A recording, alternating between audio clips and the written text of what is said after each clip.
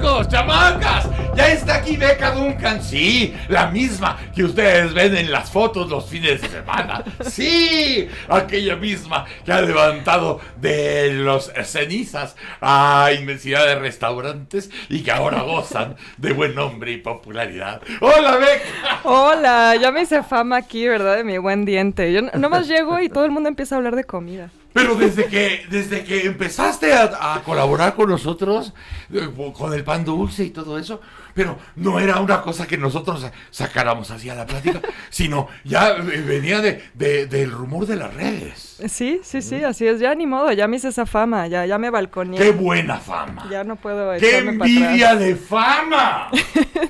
¿De buen diente? Pues sí, ¿De comelona? porque además los lugares a los que vas son afortunados porque son buenos sabores, porque son buenos productos. O sea, no nada más porque te agarran los antojos, sino que eso es buen diente y fino diente. Claro, sí hay que elegir bien.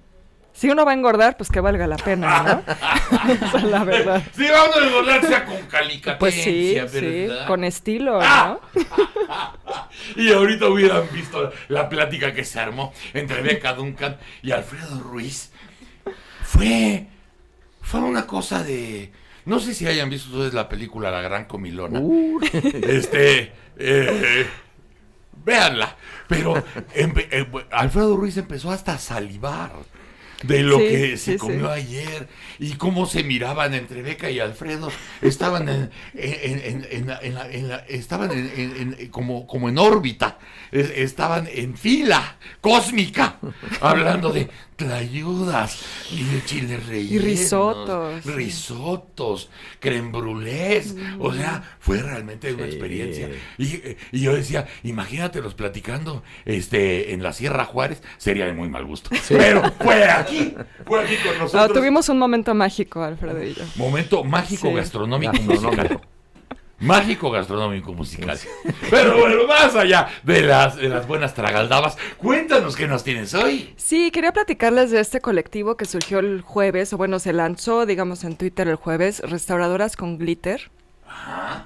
Es un colectivo de restauradoras que, a propósito de lo que sucedió con el Ángel, lanzaron un comunicado para hablar de cómo ellas, por supuesto que no están de acuerdo como restauradoras, que se hagan pintas, no es algo que fomentarían, pero que dado el contexto de violencia de género, pues creen que esas pintas deben permanecer en el monumento hasta que se resuelva la situación de la violencia contra las mujeres y el feminicidio. Y me pareció importante mencionarlo, no solo, por supuesto, porque es noticioso, sino porque nos demuestra cómo incluso en el tema del patrimonio no estamos todos de acuerdo, o de la restauración. Es un tema que todavía se sigue debatiendo, es un tema del que hay distintas corrientes de pensamiento, no hay aún un consenso general, aunque la mayoría de los países se rigen por lo que dicta la UNESCO, sigue siendo un tema de debate. Entonces quería como platicarles un poquito de la historia de la noción de patrimonio y de estas distintas corrientes que hay. Hay un síntoma que tiene que ver con toda esta parte monumental y la historia. Cuando tienes monumentos como el Ángel o tantos otros que conocemos en el mundo, donde está unificado el sentir nacional, el valor nacional, es muy emocionante ver cómo llueve, truena, relampaguea, ese monumento abraza y es abrazado por todo un país. Uh-huh. El síntoma de cuando una parte de ese país atenta contra el monumento, cuando estamos hablando de pintas, entonces yo veo el atentado más simbólico que el destructivo. Uh-huh, claro. Es pintar. Sí. Cuando una parte de nuestro país pinta un monumento que nos unifica, hay un problema. Claro. Y un problema que debe ser atendido. Y debe ser resuelto hasta que ese monumento y otros monumentos vuelvan a unificar el criterio total de decir, vamos a cuidarlo porque nos estamos cuidando y porque nos están cuidando. Claro, es que justo lo que dices, el hecho de que se haya pintado el ángel nos habla de la importancia y del valor simbólico que tiene el ángel, claro, ¿no? Lo ponen, digamos, la pinta se hace precisamente en un lugar muy visible, sí, en un lugar que está muy vinculado a la identidad nacional, pero también lo interesante del ángel es que lo que conmemora es la independencia. Entonces, esto de alguna manera, muchos han hablado de que no es que le reste al monumento, sino que le suma, ¿no? Porque es un monumento que se trata sobre la independencia y las libertades. Es un monumento vivo. Es un monumento vivo, además. Y el tema de las libertades es lo que se está luchando ahora, ¿no? Se está pidiendo para que las mujeres se sientan libres en las calles, que no se sientan amenazadas. Entonces, de cierta manera, estas pintas tienen mucho que ver con la historia del monumento mismo y con lo que significa ese monumento. Los monumentos muertos se tumban. Sí, de hecho es bien interesante que menciones eso, porque incluso en cómo entendemos la patrimonialización, hay mucho este debate, ¿no? François Hartog, les recomiendo mucho que lo lean, es un historiador francés, él habla de esto, y él menciona, por ejemplo, cómo cuando patrimonializas algo lo quieres congelar en el tiempo, ¿no? Y el problema con eso es que la historia no es estática. Son procesos, exacto, que están continuamente en movimiento. Además, los monumentos están en espacios vivos, los monumentos están dentro de ciudades. Entonces también está esta disyuntiva entre cómo preservas el monumento, pero además le sigues dando, lo actualizas, digamos, en una sociedad que está viva y cambiante. Entonces, esa es como una de las problemáticas, ¿no? Hartog, por ejemplo, es muy crítico de la patrimonialización de la historia porque él dice que es contraproducente a los procesos sociales históricos, ¿no? Porque él, por ejemplo, hace mucha crítica a la noción del patrimonio intangible. Cuando tú declaras algo patrimonio intangible, también lo quieres congelar, ¿no? Pensemos, por ejemplo, en la declaratoria de la gastronomía mexicana como patrimonio intangible. Si ustedes leen el documento que se presentó ante la UNESCO, ahí se habla de una tradición alimenticia que ha quedado casi como intocada, virgen, ante los 300 años de virreinato que tuvimos, ante un siglo de luchas de independencia, intervenciones francesas, intervención norteamericana. Tampoco fue tocado por la revolución, es decir, según este documento se preservan las tradiciones culinarias de Michoacán exactamente como en la época prehispánica. Y entonces, ¿qué pasa? Que ellos ya no pueden hacer otra cosa, ¿no? O sea, el momento en el que lo haces patrimonio, entonces tienen que seguir cocinando de la misma manera. Ya no pueden cocinar de otra forma, porque entonces atentan contra ese patrimonio. Entonces, a una sociedad, a un grupo social, lo quieres mantener detenido en el tiempo, congelado. No puedes. Cuando eso no sucede, ¿no? Es lo que pasa con las artesanías. Queremos que la artesanía se vea exactamente igual a como se veía hace 100 años. No, ese grupo social también ha cambiado. Entonces, al hacerlo patrimonio intangible, estás deteniendo sus procesos dinámicos de hasta cambios y los transformaciones. alebrijes, ¿no? Exacto. O sea, van cambiando las generaciones y van teniendo otro diseño, otra vocación. Exacto. Y sigue siendo igual de rica. Exacto. Pero está viva. Está viva. Entonces lo mismo sucede con las ciudades. Igual la gastronomía. Igual la gastronomía. Pero también la arquitectura y también la ciudad. Hay un académico, Rubén Gallo, que también habla de esto. Él hace una crítica, por ejemplo, a la visión de Tovar de Teresa, de la ciudad de los palacios. Que dice, es que parece que Tovar de Teresa está más preocupado por tener monumentos vacíos que por tener una ciudad con habitantes vivos, ¿no? Es como que no toquen nada porque todo se tiene que mantener congelado en el tiempo, pero entonces, ¿qué sucede con una ciudad como la Ciudad de México, que está muy viva, ¿no? Oye, qué gran reflexión traes hoy. Es muy interesante. El tema de patrimonio, la verdad es que da para mucho debate. En la Ciudad de México, hablando de monumentos, solamente podríamos tener los monumentos que la gente va a salvaguardar. O sea, los que son directamente dirigidos a tu cariño, a tu raíz, a tu dignidad. a tu honor porque lo vas a preservar.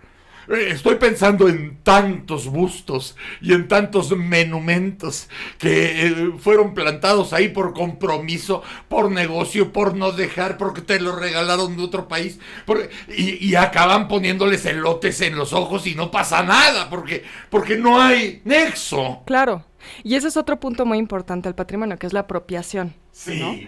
¿No? Ahora se habla mucho de eso, incluso los museos se entienden ya como espacios de apropiación, ¿no? O sea, antes había como esta idea de que los monumentos y el arte y los museos eran casi como espacios sagrados, ¿no?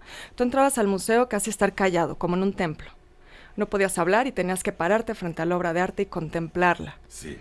Y ahora se habla más bien de que los museos tienen que ser espacios donde tú te apropias de ese patrimonio.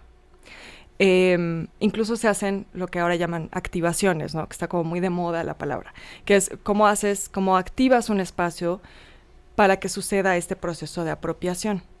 Ahora, esto es muy interesante porque se entiende como algo nuevo, pero en realidad lo que dice Hartog, por ejemplo, es que en el concepto de patrimonio, porque él lo que hace es, digamos, historia conceptual, él hace una historia conceptual de la idea de patrimonio, el concepto de patrimonio. Él dice, el patrimonio siempre se entendió desde la antigüedad, estamos hablando de Roma, ¿no? Como un bien apropiado. Claro. El patrimonio siempre se entendió como propiedad privada, ¿no? Tú pagas por un bien que va a ser tuyo y es parte de tu patrimonio. Entonces, la noción de apropiación siempre ha estado como algo central al patrimonio, ¿no? Solo que cambió. Y él lo data alrededor de 1979, que es cuando en Francia se declara el año del patrimonio. Entonces, a partir de 1980, el cambio es en un año, ¿no? Se hicieron encuestas donde en 1979 le preguntabas a la gente qué es patrimonio, y patrimonio era su casa, ¿no? Era su propiedad privada. Y a partir del 80, el patrimonio es ya un bien nacional, un bien cultural, ¿no? Un bien que habla de la identidad de un pueblo, la identidad de un país. Entonces cambia completamente la noción de patrimonio. Total. Entonces realmente lo que estamos hablando ahora de patrimonio tiene que ver precisamente con las nociones que se empezaron a formular a partir de los años 80. Eso es un concepto muy nuevo y por eso sigue en debate, ¿no? Pero el debate es mucho más antiguo. El debate se puede ir hasta el siglo XIX. Claro. En el siglo XIX hay dos figuras muy interesantes, que es Viollet Leduc, de quien ya hablamos cuando les platiqué de Notre Dame, que Viollet Leduc habla de restaurar, y John Ruskin, que era un artista teórico del arte inglés, que le habla de conservar. Y muchas veces pensamos que restaurar y conservar son lo mismo, pero no. No.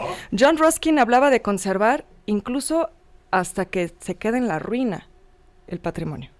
Y Viollet Leduc habla de restaurar a la antigua gloria de un inmueble o de un monumento, incluso poniéndole cosas que no son originales al monumento. Porque a Notre Dame le puso un montón de cosas que no estaban en el proyecto original. Pero era su idea de restaurarlo a esa vieja gloria. Y la noción de Ruskin es incluso muy vigente hoy en día, porque en las ideas de patrimonio y de restauración actuales hay una corriente que cree que hay que restaurar todo para que se vea como nuevo, como se vio cuando era nuevo, y hay otros que dicen que no tienes que intervenir. Tú tienes que conservar hasta donde puedas. Entonces, por ejemplo, la Última Cena de Da Vinci está ahora en riesgo de desaparecer. Con el tiempo se ha ido como desvaneciendo. Sí. Entonces hay unos restauradores que dicen, no, pues hay que intervenirlo para volverlo a colorear y que quede otra vez igual. Y otros que dicen, no, tú consérvalo hasta que desaparezca.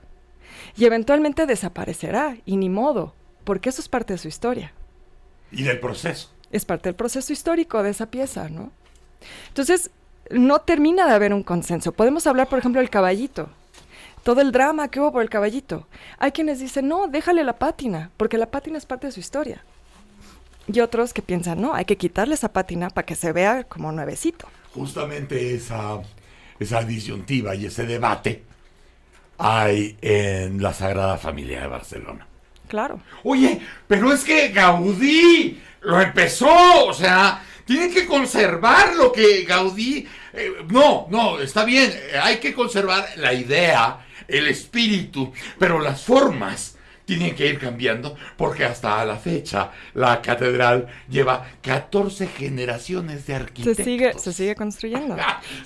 Claro, y lo vemos en nuestra catedral. Nuestra catedral tomó 2 siglos. Entonces, la catedral que vemos ahora tampoco es el proyecto original, ¿no? También tiene cosas que puso, por ejemplo, Manuel Tolsá, hizo la última intervención, que no tiene nada que ver con lo original, ¿no? Porque, digamos, la historia es un proceso vivo. Nos gusta pensar la historia como algo que se conserva así, ¿no? Guardadito en un cajón, pero no, es un proceso vivo, es un proceso cambiante. Y entonces hay proyectos, por ejemplo, que incluso integran la destrucción a la restauración. Está el News Museum que hizo David Chipperfield, por ejemplo, en Alemania, y ese era un inmueble que fue bombardeado, que fue, digamos, casi destruido durante la Segunda Guerra Mundial. Y se esperaba que Chipperfield pues, lo restaurara, ¿no? Y él dejó la huella de esa destrucción. Entonces tú vas al News Museum y vas a ver un proyecto sí muy contemporáneo, muy Chipperfield, pero también vas a ver de pronto los impactos de las balas, ¿no? Claro. Y, bueno, además están ahí, casi espalda con espalda, el Alte Museum, ¿no? Que es, bueno, eso es lo que siempre hubo y lo que siempre habrá. Ahí está, para los clásicos. Y el Neues Museum, ¿no? Que es vivo. Exacto. Y que deja esas huellas que son testimonios de su historia. Si tú lo tapas... Sus heridas. Ya no lo ves. Sí, exacto. Ya no ves esas heridas históricas que tiene el inmueble. Y tenemos un caso aquí, el Bar La Ópera. Claro. ¿No? Sí. Ahí están también los balazos. Y seguramente hubo un montón de gente que en el momento se agarró las perlas y dijo, ¿cómo es posible que este señor ande disparando con el techo? Y ahora es parte de la historia sin doble. Y ahora vamos a ver los balazos. Ahora es patrimonio. Claro. Y mira, me encantaría, porque además contigo es un placer platicar y el tema está muy rico, pero nuestro productor ahorita tiene algunos problemas, ¿sabes? Sí. Sí, se le ve. Tiene prisa. Sí. Así como lo ves, que homo, tiene algunos problemas y yo te pido comprensión. Entonces, platicaremos la próxima semana. Me encantaría que volviéramos a platicar de lo que tú quieras, pero ahorita nos tenemos que despedir por los problemas. Me parece muy bien, ¿no? Que Pues embargan a mí. Pues tiene que venir a poner orden, ¿verdad? Pues sí, exactamente. Trabaja de capataz, trabaja de alguacil y bueno, es su labor. Gracias. No, gracias a ustedes. Gracias. Buen provecho. Sí. A ver ahorita qué me encuentro para desayunar.